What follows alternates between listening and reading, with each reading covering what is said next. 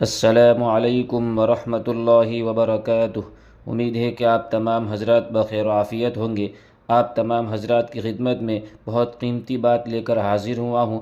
اب اس بات کو شروع کرتے ہیں بغیر تاخیر کیے ہوئے۔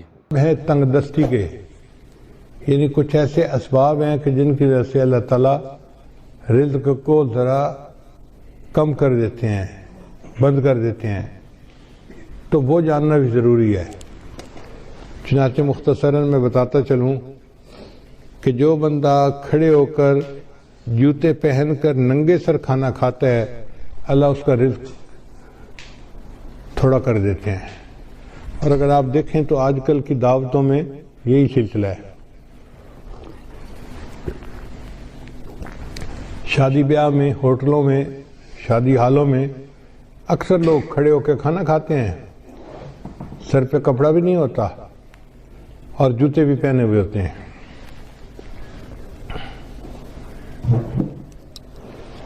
پھر رزق میں تنگی تو ہونی ہوتی ہے۔ پھر دوسرا، مہمان کو بوجھ سمجھنا۔ جو لوگ مہمان کے آنے کو بوجھ سمجھیں اور اس فکر میں لگ جائیں کہ جی آ گیا ہے تو کہاں سے اس کو کھلائیں گے اور کتنا اس کو کھلائیں گے اور کتنے دن رہے گا۔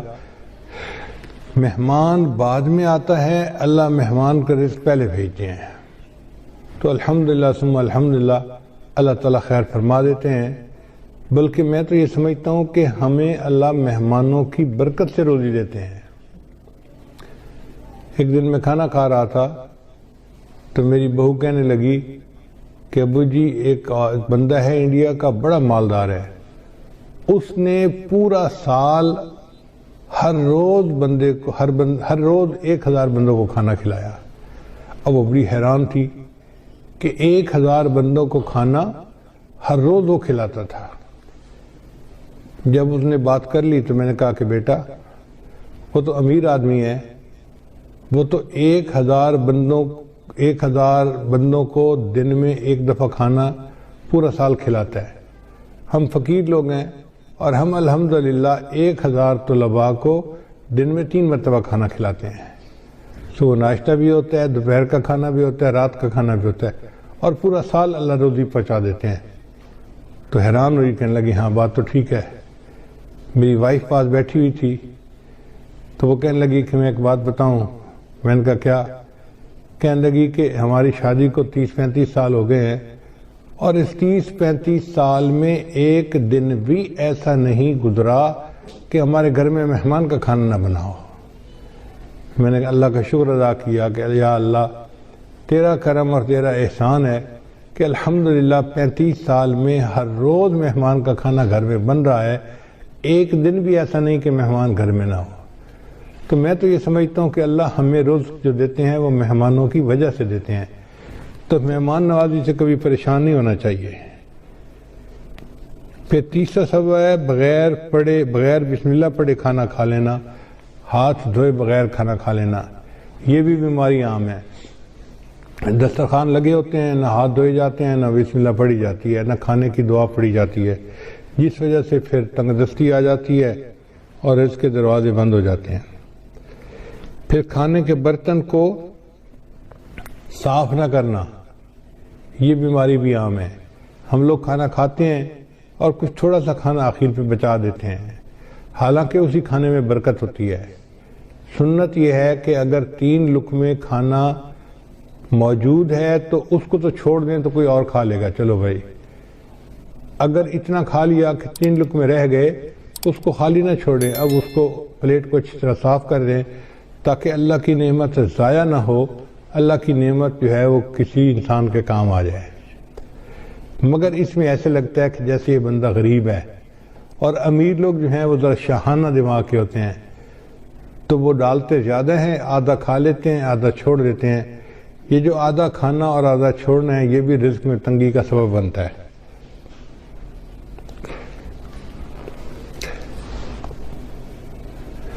اور ایک اور بات کہ بیت الخلاء میں باتیں کرنا، پہلے زمانوں میں یہ گناہ کم تھا، آج یہ گناہ زیادہ ہے۔ بلکہ نوجوان بچے اور بچیاں جو ادھر ادھر کالیں کرتے ہیں چھپ چھپ کے، وہ تو کئی مرتبہ جا کے بیٹھ کے بات ہی کرتے ہیں بیت الخلاء میں، پتہ ہی نہیں چلے کسی کو کہ کیا ہوا۔ بیت الخلاء میں باتیں کرنے سے فرشتوں کو بھی تکلیف ہوتی ہے اور رزق کے اندر بھی تنگی کر دی جاتی ہے۔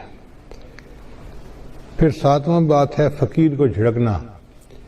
اگر کوئی مانگنے والا آئے تو بندہ فقیر کو جھڑکی نہ دے، چلے جاؤ بھائی یہاں سے، کہا نہیں آپ کو چلے جاؤ، سن نہیں رہے، جاتے کیوں نہیں، ایسے جھڑکی نہیں دینی چاہیے، بلکہ اگر کچھ ہے تو دے دے، اور اگر نہیں تو کہہ دے جی آپ آگے چلے جائیں۔ ہم ایک مرتبہ حرم شریف میں بیٹھے ہوئے تھے تو ایک UK کا بندہ حضرت کے پاس آیا مطاف کے اندر، کہنے لگا حضرت میں حج کے لیے آیا ہوں، لیکن یہاں مطاف میں تو مانگنے والے بہت ہیں، ہر تھوڑی دیر کے بعد کوئی فقیر آ جاتا ہے مانگنے والا، اب سمجھ نہیں آتی کہ ہم کس کو دیں اور کس کو نہ دیں۔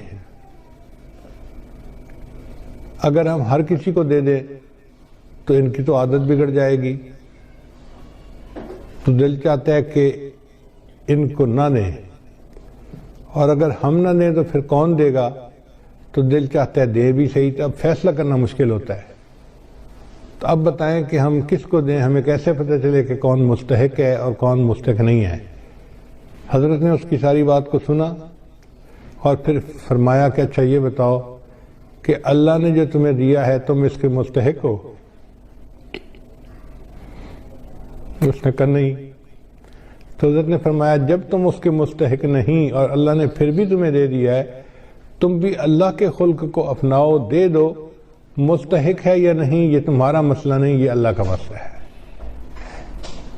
تو بندہ چپ تو ہو گیا، مگر اس کے دل میں سوال تو بہرحال تھا، تو حضرت نے بھانپ لیا کہ اس کے دل میں سوال ابھی باقی ہے، تو پھر حضرت نے اس کو بات پیار سے سمجھائی۔ حضرت نے فرمایا کہ دیکھو وہ بندہ تمہارے پاس مانگنے آیا ہے، مان لیا کہ وہ صاحب حیثیت ہے اور عادتاً مانگ رہا ہے، تم اسے اس لیے دے دو کہ اللہ کا شکر ادا کرو کہ اللہ تو نے مجھے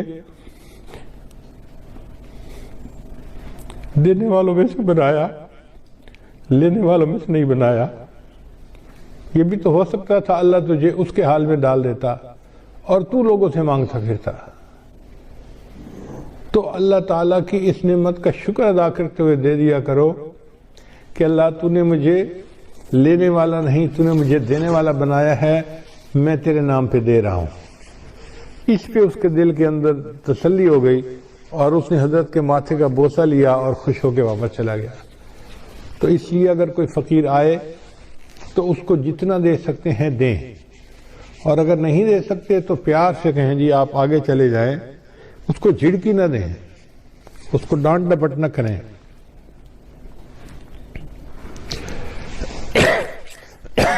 پھر مغرب کی نماز کے بعد بلا عذر جو بندہ سو جاتا ہے، اس سے بھی رزق کے اندر برکت کم کر دی جاتی ہے۔ اگر کوئی بیمار ہے یا کوئی عذر ہے تو اس میں تو شریعت اجازت دیتی ہے، لیکن عادت بنا لینا اس کو شریعت نے منع کیا ہے۔ مغرب کے بعد بلا عذر نہیں سونا چاہیے۔ پھر جو بندہ نماز قضا کر دیتا ہے اللہ تعالیٰ اس کے رزق کو تنگ کر دیتے ہیں۔ عورتیں بالخصوص، نیک عورتیں بھی نمازیں قضا کر بیٹھتی ہیں، پتہ ہے کیوں؟ سوچتی رہتی ہیں مہمان آئے ہیں، میں ان کو پہلے چائے بنا کے دے دوں پھر نماز پڑھ لیتی ہوں۔ اب وہ چائے بنا کے دینے میں اتنا کام لمبا ہو جاتا ہے کہ نماز کا ٹائم نکل جاتا ہے، ان کو یاد ہی نہیں ہوتا۔ یاد اس وقت آتا ہے جب اگلی نماز کا وقت شروع ہو چکا ہوتا ہے۔ یا یہ سوچتی رہتی ہیں کہ میں بچے کو نہلا لوں، بچے کھانا کھلا لوں، بچے کو پتہ کر لوں، بچے کو نہلا لوں اور پھر نماز پڑھوں گی۔ یہ جو پھر کا مسئلہ ہے نا، نماز قضا کرنے کی بنیاد یہی ہے، نماز کو کبھی پھر پہ نہیں رکھنا چاہیے۔ ابھی پہلے نماز پڑھیں، بعد میں جو کرنا کرے۔ اس لیے جب نماز کا وقت ہو جائے تو نماز پڑھیں اور اس کے بعد جو کرنا ہے کریں۔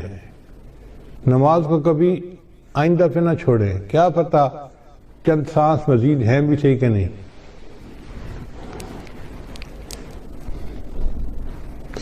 ہمیں ایک مرتبہ اس کا بہت عجیب تجربہ ہوا۔ ہم پشاور ایک اجتماع سے واپس آ رہے تھے تو لاکھوں لوگ تھے اس اجتماع میں. راستے میں ایک چھوٹی سی مسجد میں ہم رکے. ہم نے سوچا کہ ہم یہاں پر عصر کی نماز ادا کر لیتے ہیں. تو جب میں مصلی کے اوپر کھڑا ہوا امامت کے لیے تو ایک اور گاڑی آ کے رکی جس میں 4 بندے تھے. ان 4 میں سے 2 بندے مسجد کے اندر داخل ہوئے اور دوسرے 2 ان کے پیچھے تھے. تو پیچھے والوں نے ان کو کہا یار یہاں تو پہلے ہی نمازی کافی ہیں, چلو ہم عصر کی نماز آگے پڑھ لیں گے. تو جو اندر آئے ہوئے لوگ تھے نا وہ بھی باہر نکل گئے اور گاڑی میں بیٹھ گئے اور گاڑی چلی گئی. خیر ہم نے نماز ادا کی. پھر اس کے بعد ہم آگے چلے اسلام آباد کی طرف آ رہے تھے. کوئی 10 میل کے بعد ہم نے دیکھا کہ اس پہلے والی گاڑی کا ایکسیڈنٹ ہوا ہے اور ایکسیڈنٹ اتنا فیٹل تھا کہ چاروں کے چاروں بندے مر گئے تھے. تو ہم نے جب اس گاڑی کو دیکھا تو گاڑی کو تو پہچان لیا. تو لوگوں نے ہمیں بتایا کہ جی ایکسیڈنٹ اتنا برا تھا کہ ایک بندہ بھی نہیں بچا, سب مر گئے. اس وقت مجھے خیال آیا کہ یا اللہ اگر یہ رکے تھے جیسے نماز وہاں پڑھ کے پھر چلتے تو ایک تو وقت کی عصر کی نماز بھی ادا ہو جاتی اور دوسرا اس کی وجہ سے برکت بھی ہو جاتی. اب یہ انہوں نے عصر کی نماز ادا نہیں کی ہوگی, نیت تھی پڑھنے کی لیکن بن پڑھے دنیا سے چلے گئے. تو کون جانتا ہے موت کا وقت کتنا قریب ہے. اس لیے اگر پھر پہ ڈال دینا جی کہ پھر نماز پڑھیں گے تو اس میں نماز بھی قضا ہو جاتی ہے اور انسان نقصان بھی اٹھاتا ہے. ابھی نماز پہلے پڑھیں جب ٹائم ہو جائے, اور عورتوں کے لیے تو اول وقت میں نماز پڑھنا بھی زیادہ فضیلت ہے. بس اذان کے انتظار میں رہیں.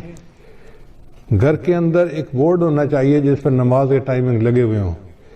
بچے بڑے اس بورڈ کو دیکھیں اور جیسے ہی نماز کا ٹائم ہو جائے بس وضو کیا, پہلے نماز پڑھی, بعد میں جو کرنا ہے بعد میں کرتے رہیں گے. پھر 11ویں چیز جس سے رزق میں کمی آتی ہے وہ ہے جھوٹ بولنا. جو بندہ جتنا زیادہ جھوٹ بولتا ہے اللہ اس کے رزق کو اتنا تنگ کر دیتے ہیں. اللہ اکبر, شاید آج ہمارے رزق کے اندر جو تنگی ہے اس کی بنیادی وجہ یہ جھوٹ ہی ہے. جھوٹ ہم نے انفرادی طور پر نہیں, قوم میں اجتماعی طور پر آ گیا ہے.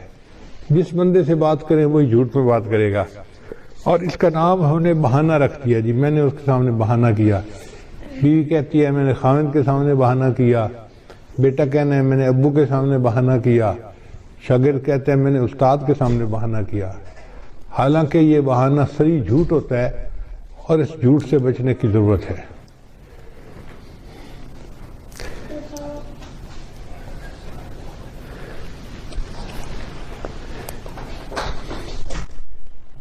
بارہواں عمل ہے موسیقی کا سننا. آج کل گھروں کے اندر گانے چل رہے ہوتے ہیں, فلمیں چل رہی ہوتی ہیں, عورتیں موسیقی کی آواز پہ کام کر رہی ہوتی ہیں کچن میں, گھر میں, اور کہتی ہیں الٹا کہ جی موسیقی تو روح کی غذا ہے, اور اس بات کو بھول جاتی ہیں کہ جس گھر میں موسیقی چلتی ہے اللہ ان کی رزق میں تنگی کر دیتے ہیں. پھر 13واں عمل اولاد کو برا بھلا کہنا. کچھ ماں باپ اولاد کو جلدی گالیاں دینا شروع کر دیتے ہیں, یا برے الفاظ کرنا شروع کر دیتے ہیں, یا کوسنا شروع کر دیتے ہیں. تو جو اولاد کو برے الفاظ کہیں گے یا کوسیں گے ان کے رزق کو اللہ تعالیٰ ویسے ہی تنگ کر دیں گے. 14واں عمل قرآن مجید کو بلا وضو ہاتھ لگانا. قرآن مجید اللہ کا کلام ہے, لا یمسہ الا المطہرون, اس کو ہاتھ نہیں لگا سکتا مگر وہ جو پاک ہو. تو ہمیں چاہیے کہ ہم باوضو ہو کے اس کو ہاتھ لگائیں. اگر بے وضو ہاتھ لگائیں گے تو رزق کے اندر کمی آ جائے گی. پھر 15واں عمل جس سے رزق میں کمی آتی ہے نامحرم کو دیکھنا. یہ بد نظری کی عادت آج اتنی عام ہو گئی ہے, چاہے آتے جاتے بازار میں دیکھے, گلی میں دیکھے, स्क्रीन के ऊपर देखे, सेल फोन के ऊपर देखे, औरत को देखे या औरत की तस्वीर को देखे, बात एक ही है।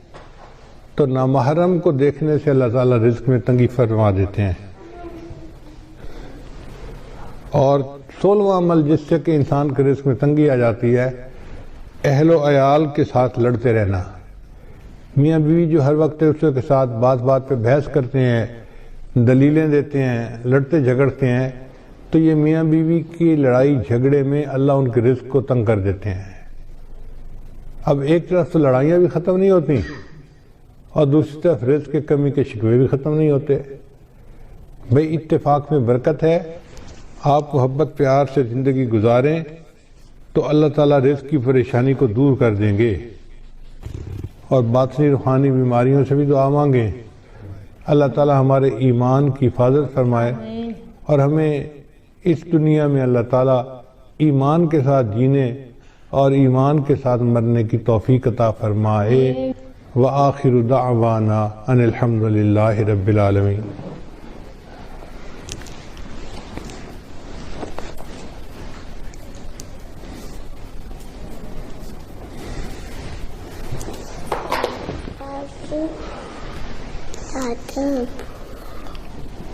दादा जी पानी पी लो मिठाई लेनी। पानी पी लो। बैठ के कलिमात पढ़ाए जाएंगे, सच्चे दिल के साथ ये कलिमात पीछे पीछे पढ़ते जाइए। पढ़िए बिस्मिल्लाहिर्रहमानिर्रहीम। ला इलाहा इल्लल्लाह मुहम्मदुर रसूलुल्लाह। आमन्तु बिल्लाहि व मलाइकतिहि व कुतुबिहि व रुसुलिहि वल यौमिल आखिर वल क़द्रि खैरिहि व शर्रिहि मिनल्लाहि तआला वल बअसी बअदल मौत। आमन्तु बिल्लाहि कमा हुआ बिअस्माइहि व सिफ़ातिहि व क़बिलतु जमीअ अहकामिहि इक़रारुम बिल्लिसानि व तस्दीक़ुम बिलक़ल्ब। अशहदु अल्ला इलाहा इल्लल्लाहु व अशहदु अन्ना मुहम्मदन अब्दुहु व रसूलुहु। अस्तग़फिरुल्लाह रब्बी मिन कुल्लि ज़ंबिन व अतूबु इलैहि बिरहमतिका या अरहमर राहिमीन। इन कलिमात को पढ़ने से हम तो बताए हो चुके हैं, चंद मामूलात हैं जिनको बाकायदगी से करेंगे तो अल्लाह ताला दिल को मुनव्वर करेंगे। पहला अमल है 100 मरतबा इस्तिग़फ़ार सुबह शाम पढ़ना। दूसरा अमल है 100 मरतबा दुरूद शरीफ सुबह शाम पढ़ना। तीसरा अमल है कुरान मजीद की तिलावत रोज़ाना करना। चौथा अमल है चलते फिरते हर वक्त दिल में अल्लाह को याद करना। और पाँचवा अमल है 10-15 मिनट सुबह 10-15 मिनट शाम मुराक़बा करना। इंशाअल्लाह मुराक़बा करेंगे तो इससे दिल में अल्लाह की मोहब्बत बढ़ेगी और हमारे आमाल के अंदर जान पैदा हो जाएगी।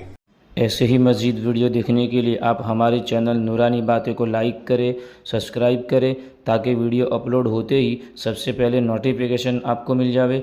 और इस वीडियो को शेयर करना बिल्कुल ना भूलें।